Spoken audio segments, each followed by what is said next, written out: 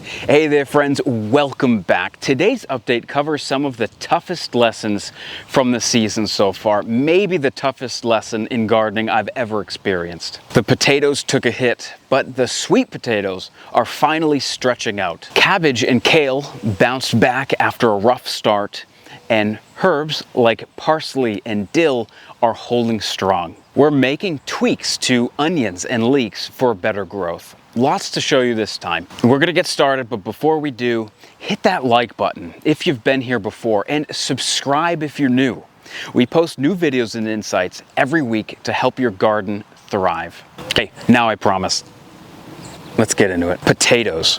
This bed took a rough hit while I was away on vacation. Before I left for Gettysburg, I noticed a small gap forming in my potato patch.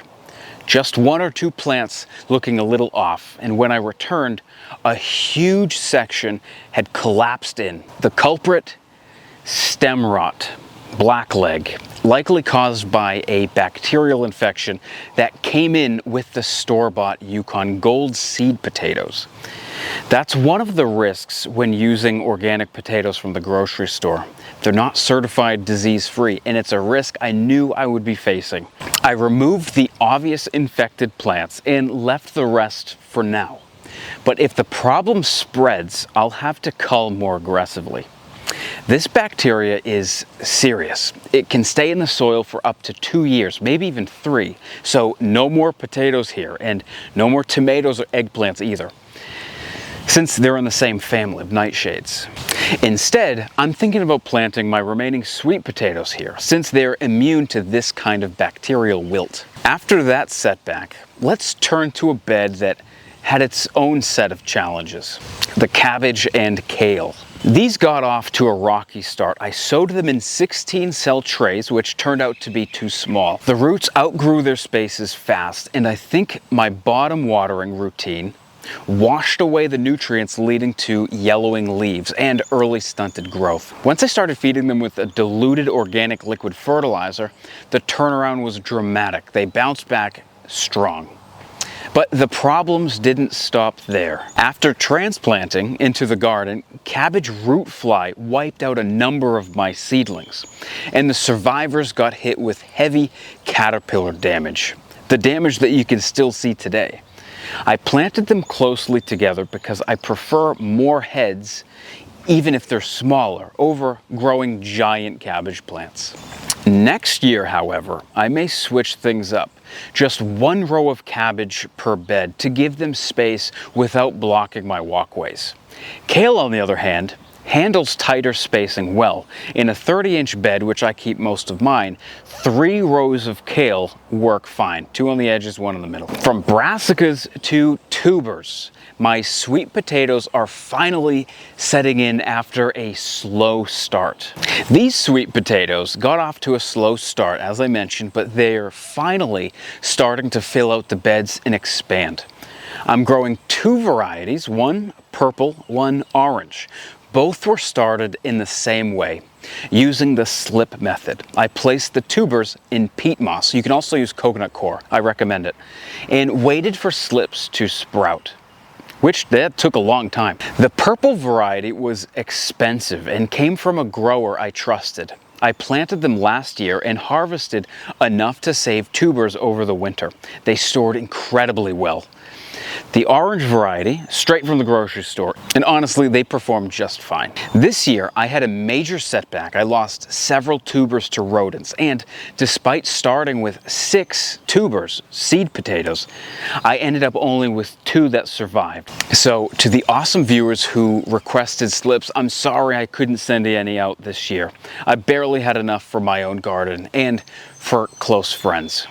But I'm already planning ahead. Next year, I'll start the process in January to give myself an even bigger head start.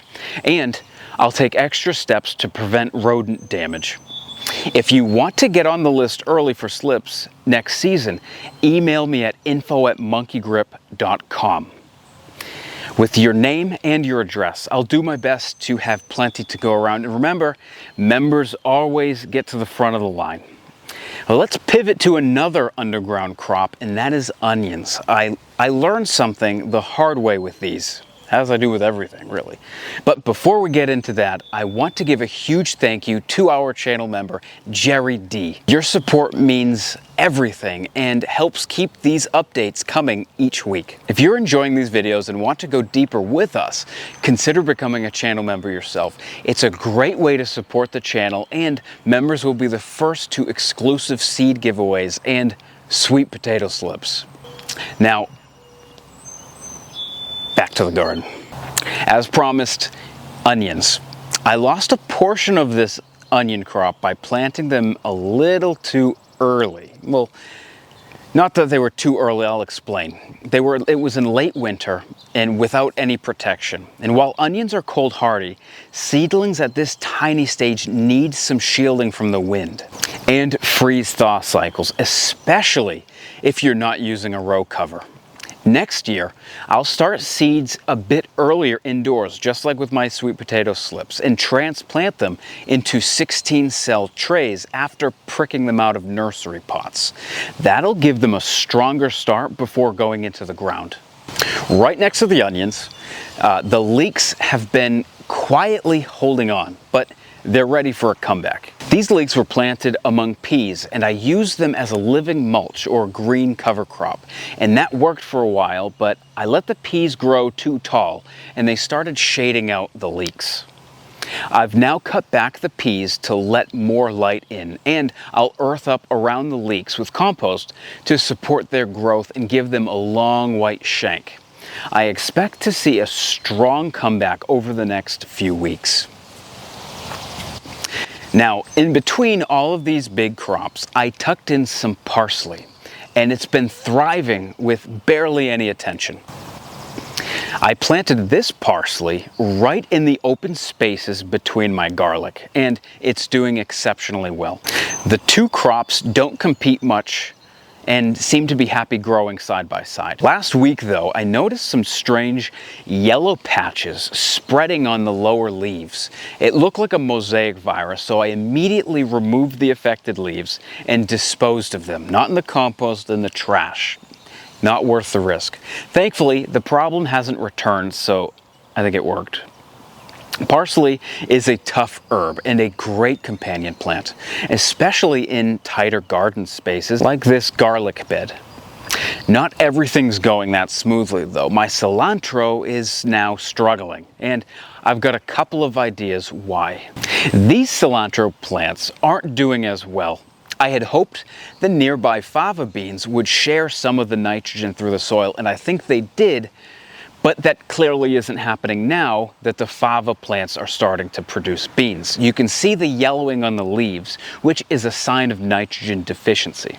To fix that, I amended the base of the plants with some high nitrogen bat guano. I'm expecting that to help green things up soon. These plants are also bolting, probably from stress, but I'm not giving up on them. I'll be sowing a new round of cilantro soon. With the cilantro, succession planting is key if you want a steady harvest. Just like lettuce, I should have included it in the first video of this series. But thankfully, not all my herbs are having a hard time. The dill is doing great, even though I planted it in a bit of a rush. Dill is my favorite herb, and I'm happy to say that these plants are doing great. I started them in a crowded nursery pot and totally forgot to separate them properly before transplanting. So I just tore them into clumps and stuck them in the soil as they were. Not ideal, but it worked. The weaker seedlings naturally died back with the butchered roots, and the strongest ones of the plants in each of the clumps took off. It's a reminder that sometimes even rough starts can still lead to great results. Okay, lots of lessons in this one, from bacterial wilt and root maggots to unexpected herb wins. But next up, we're heading into the messier zones. Peas that exploded too fast, fava beans fighting pests, corn that finally is catching up, and an honest look at my side bed and first time quinoa growing. I'll show you what worked and what really didn't.